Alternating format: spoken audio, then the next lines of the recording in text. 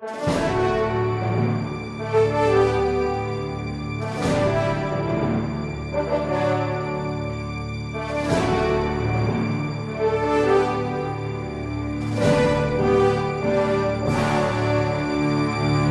que Padre Pio apanhava do demônio? Bom, muitas pessoas se perguntam como explicar essa realidade de que o demônio, um anjo imaterial que não tem corpo, conseguisse agir na vida de Padre Pio e fazer com que ele sofresse agressões físicas. Bom, a primeira coisa nós devemos considerar o seguinte: trata-se de um fenômeno bastante raro, porém que existe na história da Igreja. Nós podemos encontrar, por exemplo, a narrativa da vida de Santo Antão do Egito, feita por Santo Atanásio, em que vemos que Santo Antão realmente sofria esse tipo de agressão.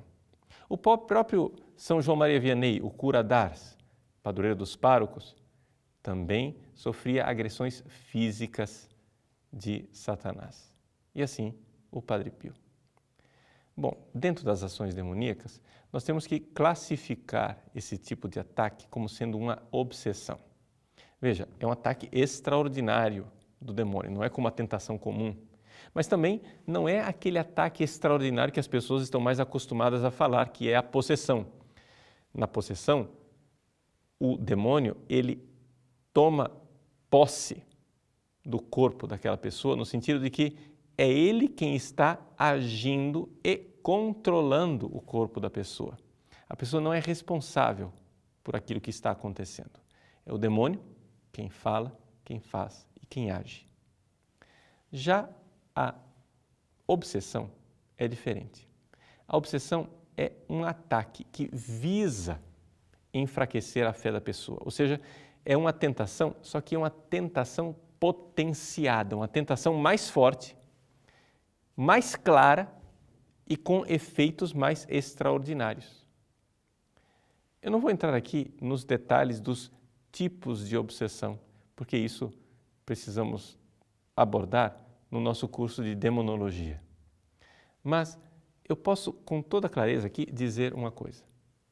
Realmente, se existe esse tipo de ataque físico, ele tem uma razão. É querer atacar a alma da pessoa que é santa.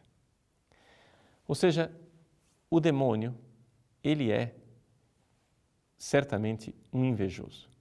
Ele olha para a fidelidade daquele santo, como o Padre Pio, vê que aquele homem realiza um ministério extraordinário, que ele está fazendo algo que para o demônio é terrível, salvando muitas almas e tornando-se ele mesmo uma alma virtuosa e cheia de Deus. É assim então que o demônio ataca por inveja. Mas o demônio, de uma forma geral, ele não tem esse poder.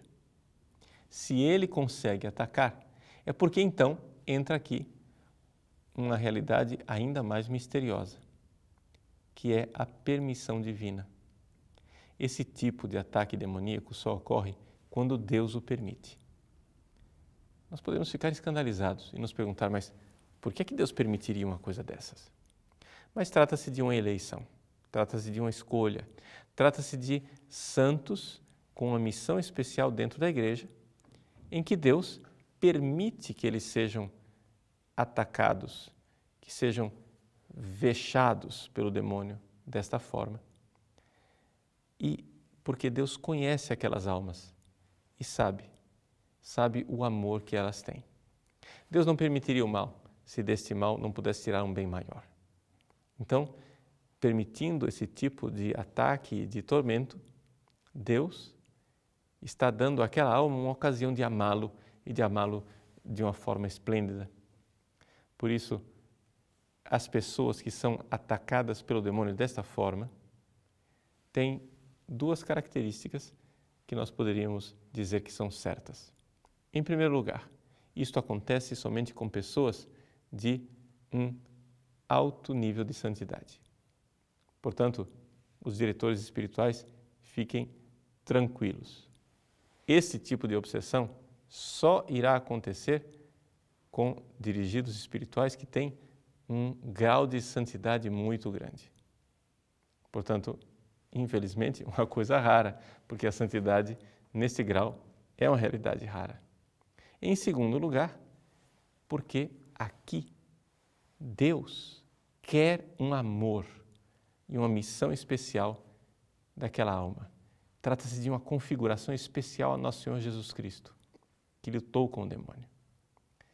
Para nós entendermos um pouco qual é a ideia de Deus que está por trás, qual é o plano de Deus que está por trás ao permitir esse tipo de coisa, eu gostaria de contar uma pequena história que está nos ditos dos Santos Padres a respeito de Santo Antão.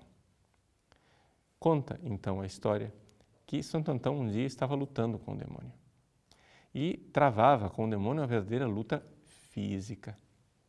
Santo Antão, então, invocou a presença de Nosso Senhor, clamou por Jesus. Salvai-me, Senhor. E, de tanto clamar, Kyrie eleison, Senhor, tende piedade, o demônio, então, se retirou. Naquele momento em que Antão finalmente conseguiu a vitória sobre o demônio, Jesus aparece. Santo Antão ficou um pouco triste. Olhou para Jesus e disse: Senhor, onde estáveis quando eu mais necessitava de vós? E então, Jesus, com um olhar de misericórdia, olhou para Antão e disse: Antão, meu filho, eu estava aqui o tempo todo, mas eu queria te ver lutar. Essa é a realidade. Deus gosta de nos ver lutar.